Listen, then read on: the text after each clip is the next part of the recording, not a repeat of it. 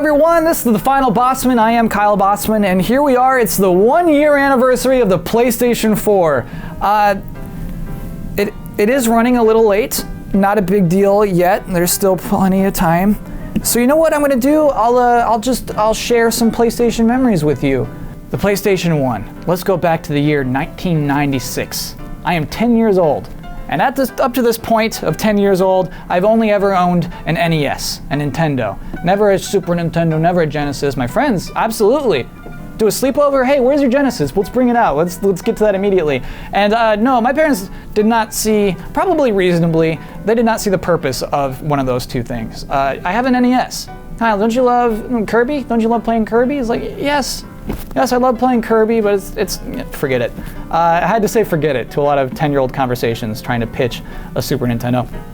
But it's Christmas 1996. It's Christmas morning. Christmas morning is the best time for a 10-year-old. I love Christmas mornings. And the way I like to open presents, I still do this today, I like to save the stocking for last. The stocking is your grab bag. You never know what's going to be in your stocking. There's crazy things. So I reach in and I feel what is very clearly a CD. And I don't like music. My sister likes music. She likes Matchbox 20. I don't want to be part of that. I like toys. I like action figures. So I'm pulling out the CD unenthusiastically, and it's worse than I thought. It is a PlayStation disc.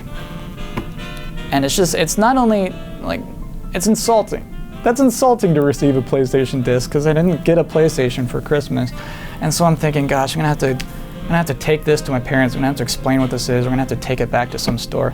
My mom comes around. She's trolling. She's like, hey, what did you get from Santa? Show me everything. And so I'm like, oh, I got this thing, and I got this thing, and look at this cool thing, and like, look at the robot. And I got this. This is a PlayStation disc. It's for a PlayStation. It's a video game console. I don't have it, so we're probably gonna. And she says, why don't you turn around and see what's on the TV? And I turn around, and there's a PlayStation hooked up to the TV, and the PlayStation is for me. And it's easy to forget, but that can feel incredibly special to receive a gift that you didn't think you deserved or would ever have. And so that was special. That game, that PlayStation game in my stocking, is Bubsy 3D. That is widely regarded as one of the worst games of that generation, but I love Bubsy 3D. I love being in that 3D world. I had just come off of NES for my entire existence, and here's a 3D world? Yes! Who cares if there's no shading and if there's intense pop-in and the music's horrible? I'm having a great time in here, and it is, I don't want to exaggerate, mildly life-changing. Pardon me, sir, are you ready to order? No, not yet. I'm still waiting for my date. It's our 1 year anniversary. Congratulations. Thank you very much. They could have texted me or something. The PlayStation 2. I'm 14 years old. It's the year 2000. I love video games now. I've played Tekken 3. I've played Metal Gear Solid. I read video game magazines. And in these magazines, for months and months and months, there's speculation of what the PlayStation 2 is going to be like. And in particular, the PlayStation magazine had illustrations, what it's possibly going to be. There's going to be screens on top of it. It's going to be huge. There's going to be CDs, and the controllers are going to have screens in them. And then the time I finally see the PlayStation 2 for the first time is by accident. I'm in my high school computer lab. I'm on the internet, which is totally weird in the year 2000, and a pop-up ad appears, and it says, here's the PlayStation 2, buy it now. And it looks like nothing any of us ever predicted. It didn't look like those stupid illustrations in PlayStation Magazine. It was tall and just black. It was apparently a ripoff of some Apple computer, but at the time, nothing anyone ever predicted. And at that moment, I had to establish a plan. How am I going to buy a PlayStation 2? And I worked out a deal with my parents. I'm 14 years old, and I said, hey, I can save up half. Will you pay for the second half? And they said, yes, we will do that. Incredibly, very, very lucky for me. And so over the summer, doing a bunch of chores, one extremely lucrative garage sale, I save up my half of the PlayStation 2. And the day before it launches, we call up Walmart. Here's the plan. Walmart Walmart stays open all night long, 24 hours. We'll go to Walmart, 6 p.m., wait in line, get the PlayStation 2 at midnight. We're geniuses. we pull up to Walmart, and there is a long line, and the Walmart lady says, we're getting 42 PlayStation 2s, and we have about 100 people in line, so I'm going to recommend that you don't get in line. And at this moment, it's kind of scrambling. We go to Target, and Target's line is only 15 people long. Here's the thing, Target opens at 8 a.m. the next day. Kyle, we're not going to camp outside. I'm like, oh my gosh, we have to. Mom and Dad, we gotta. No, we're adults. We'll come here at 6 a.m. in the morning and we'll wait for 2 hours. No, that's not gonna work. They're gonna sell out. I'll do it. I'll wait in this line. And they look at each other and they're like, is he old enough? Do you think he's old enough? He's 14, I don't know. Okay, Kyle, we'll let you do it. You can camp out here.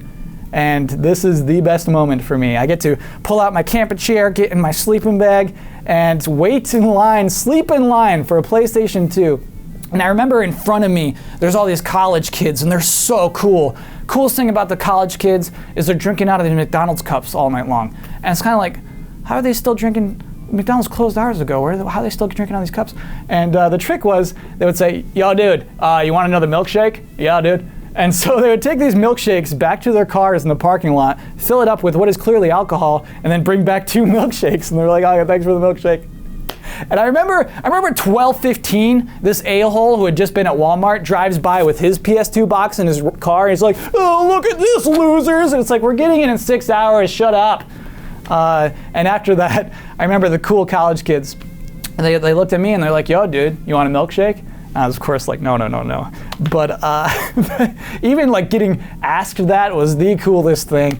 The next day, I could not open my PS2 until school was over. But you knew that every class I had, every student, I was bragging about what I did last night. And what's great about that, the PS2 was basically unavailable for months and months. Nobody predicted that but me. And so I had the PS2 in school. And I remember taking that home. I remember my dad let me plug it into the big TV in the living room. We plugged in SSX, which by the way still holds up. That's a sick launch game. We plugged that in and my dad says, wow, this is pretty cool.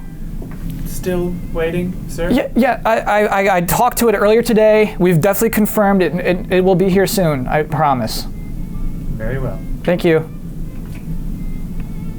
The PlayStation 3 comes out year 2005. I'm 19 years old. I'm in college. I can't afford that, dude. My parents certainly aren't going to pay for half. The truth is, I wasn't even clamoring for it that much. In college, I became this guy who thought he was cool for only liking Nintendo games. It's like, oh, those intense PlayStation games, forget that. I'm like laid back. I like Mario and Luigi. Let's play Mario Kart. And so I didn't get my PlayStation 3 until the year 2008. I've graduated. I'm home for the summer. I live with my parents because it's hard to find a job. I'm suffering from some of the most intense heartbreak of my life at this point also. And I look at my Wii and I hate it. I look at this thing and Mario Kart Wii, you suck, dude. Motion controls? You suck! These graphics suck! I'm embracing the dark side. Me suck. I take that Wii, I sell it on eBay. Every single game, goodbye. Take that money, buy a PlayStation 3 with Metal Gear Solid 4 packed in. And that felt wonderful.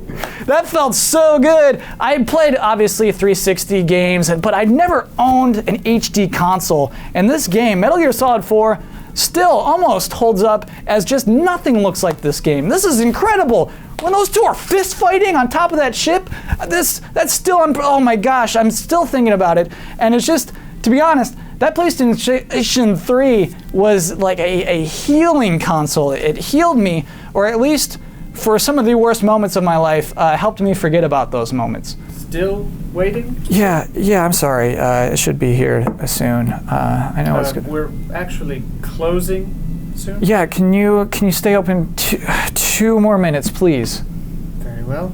Thank you. Thank you. The PlayStation 4.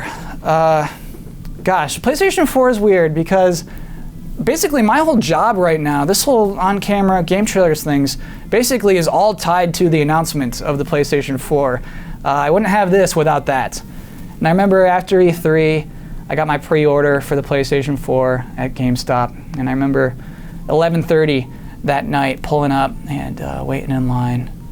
with a bunch of people who were all really quiet, checking their phones. No one really talked to each other.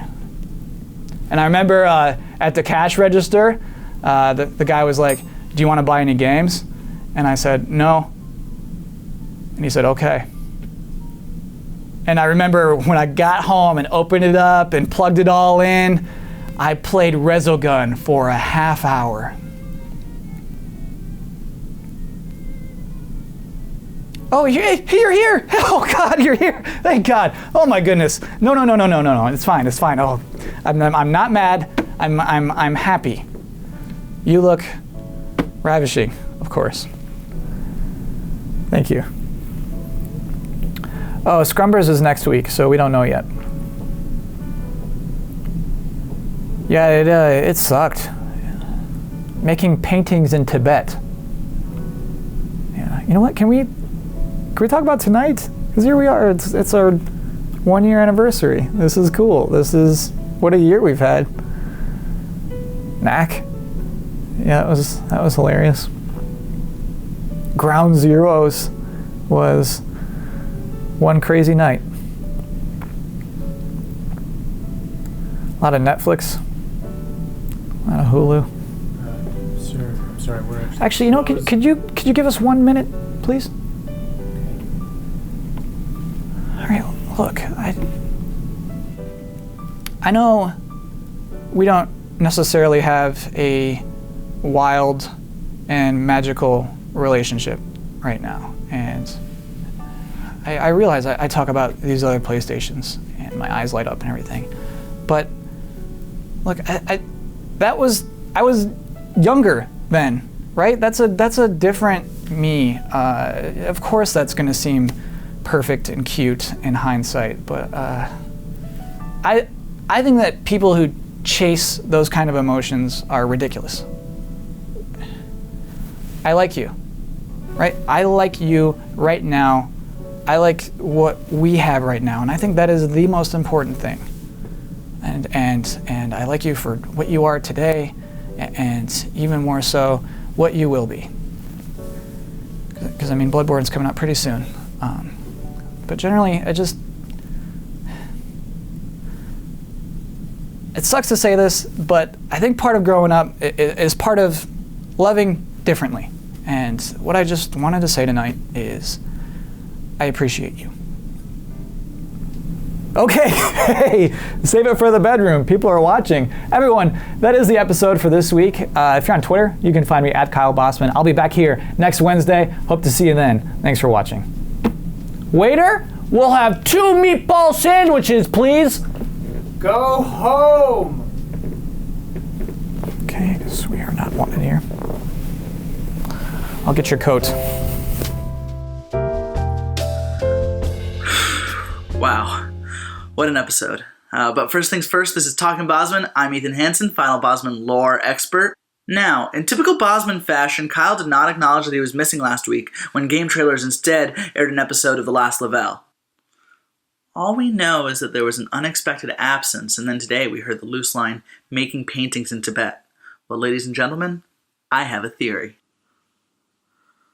Kyle Bosman was away last week to confront his future self. We, of course, have only seen future Kyle, who hails from the year 2019, in episode 42, when he delivers a breathtaking monologue recalling his past mistakes and then travels to the present to shoot his former self in the face. Many presumed present Kyle dead at this point, but this is ignoring the fact that Kyle appeared with a band-aid on the right side of his face for the entirety of the next week, suggesting that the gun's wound was not as fatal as it may have seemed. Since then, there have only been 3 other references to future Kyle. The first was a phone call. After his first real confrontation with Liquid Bosman in episode 48, Kyle picks up his phone and he says, Look, I don't like doing this, but I need your help. Graham, how did I do that twice in a row? I believe that call was to future Kyle, because firstly, it's not unreasonable to think that future Kyle and Graham would be next to each other on an antisocial person's contact list. But also, there's clear evidence in episode 50. I'm deathly allergic to flaming hot Cheetos. I know. How? I have a friend who comes from the future. And more recently in episode 76. Who told you he was allergic to flaming hot Cheetos? Someone I trust more than anybody, alright? Sounds like present Kyle was asking future Kyle for advice on how to handle Liquid Bosman.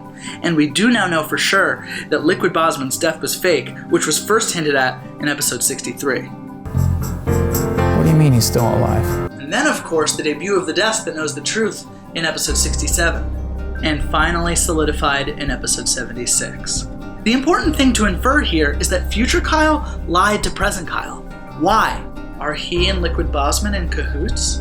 I would have assumed so last week, but tonight we saw Kyle, after a week's absence, acting relatively fine, referencing someone who was making paintings in Tibet, who I believe to be future Kyle.